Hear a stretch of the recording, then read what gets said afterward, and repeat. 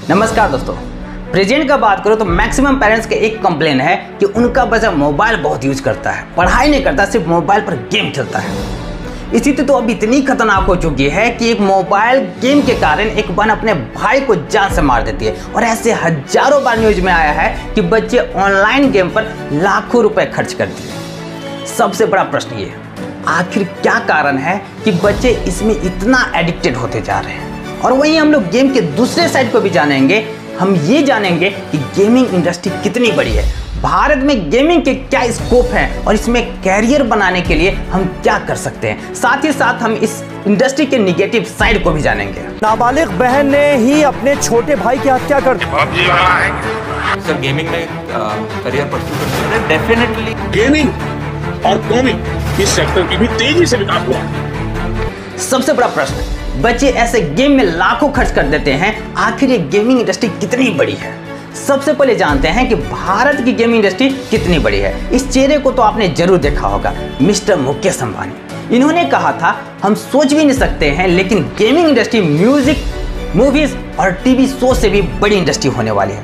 भारत के सबसे popular game ludo, carrom, call break, Minecraft, Free Fire है। इंडिया का top grossing game Free Fire Max है। पिछले साल इसने $83 मिलियन मतलब 6.85 अरब रुपए कमाए थे। क्या कीजिएगा इस धनराशि का? आपको विश्वास नहीं होगा दोस्तों, दुनिया की गेमिंग इंडस्ट्री फिल्म इंडस्ट्री से 3 गुनी बड़ी है। लेकिन अभी खुश होने का टाइम नहीं है, क्योंकि इस पूरे गेमिंग इंडस्ट्री का सिर्फ 1% रेवेन्यू भारत में आता है। लार्जेस्ट पॉपुलेशन वाला देश, दुनिया की 5th लार्जेस्ट इकोनॉमी, लेकिन गेमिंग की बात आती है तो इस $198 बिलियन मार्केट का सिर्फ 1% पैसा भारत में आता है, जहां पर चाइना में 20.2% पैसा जाता है और वहीं अमेरिका में 20% पैसा जाता है।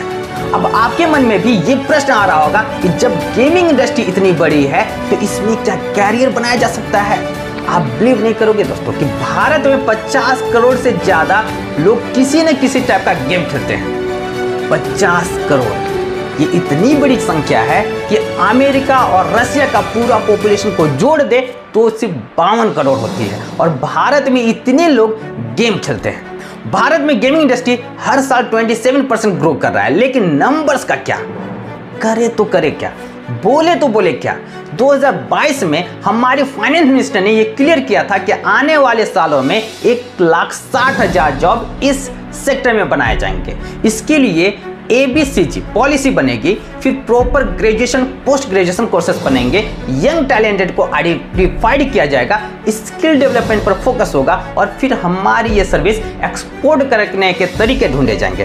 पर अभी सिर्फ प्रस्ताव रखा गया है, प्रॉपर प्लान बनेगा तब इसे जारी किया जाएगा। गवर्नमेंट पॉलिसी है, इसलिए इसमें समय लगेगा। प्रेजेंट में ऐसा आप क्या कर सकते हैं जो गेमिंग इंडस्ट्री का भी हिस्सा बन सकते हैं। सबसे पहला फील्ड है प्रोज्यूमर, यानी एक प्रोफेशनल कंज्यूमर, ऐसे गेमर जो गेमिंग एज अ कैरियर करता है, टूर्नामेंट में हिस्सा लेता है, स्ट्रीम करते हैं, गेम्स को रिव्यू करते हैं और पैसे कमाते हैं। चाहे दुनिया का रिचेस्ट गेमर जिसकी नेटवर्थ $15 मिलियन है, जो कि हार्दिक पांड्या से भी ज्यादा है। मुझे नहीं पता ऐसा क्यों, पर एक प्रोफेशनल गेमर बनना एक प्रोफेशनल स्पोर्ट्समैन बनने जितना ही डिफिकल्ट होता है। You need skills, you need practice, you need patience. हर कोई अपने गली का सचिन तेंदुलकर होता है, लेकिन भारत में ऐसे लाखों करोड़ों गलियां हैं, एज अ रिजल्ट लाखों करोड़ों सचिन भी हैं। पर क्या हर कोई इंडिया के लिए खेलता है क्या? प्रोफेशनल गेमर्स प्रोफेशनल तभी बनते हैं जब वो एक ही गेम के पीछे कंस्टेंटली दिन के 12-15 घंटे प्रैक्टिस करते हैं, छोटी छोटी स्किल्स डेवलप करते हैं। हम सिर्फ देखते हैं कि फोर्टनाइट वर्ल्ड कप में एक 17 साल का बच्चा $3 मिलियन जीता है और रातों ही रात उसका किस्मत पलट गई। But every overnight success take years in making.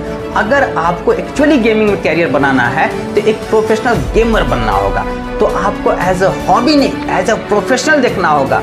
अगर आप एक वीडियो एडिटर हैं या फिर एक एनिमेटर हैं तो भी आप गेमिंग में इसको बना सकते हैं। गेमिंग एक इंटरेक्टिव स्टोरी टेलिंग फॉर्मेट है और इस इंडस्ट्री के एक कमर्शियल आर्टिस्ट के लिए बहुत ही ज़्यादा स्कोप है। एज अ कमर्शियल आर्टिस्ट, क्योंकि यहाँ पर आपको गेम के रिक्वायरमेंट के हिसाब से आर्ट बनाना होगा। थर्ड, सोचिए आपको गेमिंग में इंटरेस्ट है लेकिन आप गेम अच्छे से खेल नहीं सकते, और डिजाइन का डी भी ऑप्शन नहीं होता है, फिर भी आप गेमिंग में करियर बना सकते हैं कोडिंग सीख करके। अगर आपको डाटा एनालाइज करने में अच्छा लगता है, आपको भी गेमिंग में स्कोप है, मॉडर्न इंजीनियर्स अपने गेमिंग के पैशन को अपने प्रोफेशनल से मर्ज कर सकते हैं। इस इंडस्ट्री के एक डार्क साइड भी है। कुछ गेम्स हार्मलेस होता है, लेकिन कुछ गेम्स आपके लाइफ बर्बाद कर सकते हैं। ऐसे गेम्स जो गैम्बलिंग को प्रमोट करते हैं, सोचिए हम में से हार्डली कुछ लोग कसिनो में गए होंगे, लेकिन जब कसिनो को ही आपके घर में ले जाया जाए, एक क्लिक के साथ डाउनलोड होता है और हमेशा आपके साथ रहता है, तो क्या होगा? हर कोई एक गैम्बलर बन सकता है। हमारे देश में एक स्टेट सब्जेक्ट है, यानी कि हर स्टेट डिसाइड करता है कि क्या अलाउड है और क्या नहीं। हमें स्मार्ट बनना होगा, आपको डिसाइड करना होगा क्या सही है और क्या गलत। और ये आप डिसाइड कैसे करेंगे? खुद को सिर्फ 3 सवाल पूछ करके। नंबर 1, क्या इस गेम में पैसे इन्वॉल्व हैं? नंबर 2, अगर आप इस गेम में हारते हैं तो क्या किसी चॉइस की वजह से हारते हैं, या सिंपल सा एग्जांपल लेते हैं, लूडो में जब हम चूज करते हैं कि कौन सा पीस हमें मूव करना है, उसके हिसाब से चीजें बदलती है, लेकिन स्नेक एंड लैडर में हमें कोई चॉइस नहीं कर सकते।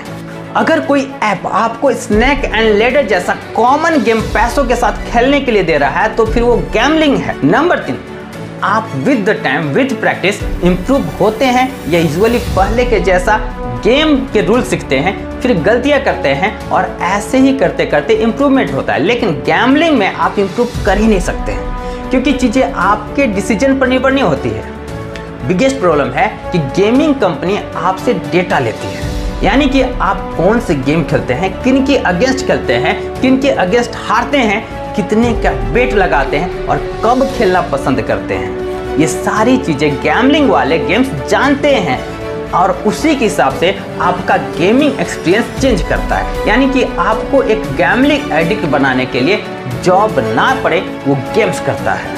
Conclusion, gaming is the future of interactive story telling and the future is here.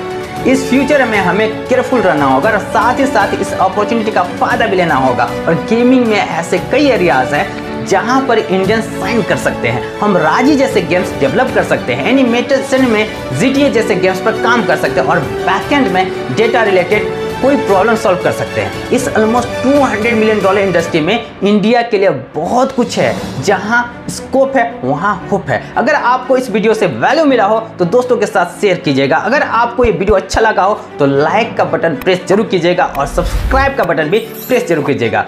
आप गेमिंग के बारे में और वीडियोस देखना चाहते हैं तो हमें कमेंट्स में जरूर बताइएगा। Thank you so much for watching. मिलते हैं अगले वीडियो में, तब तक के लिए बाय बाय।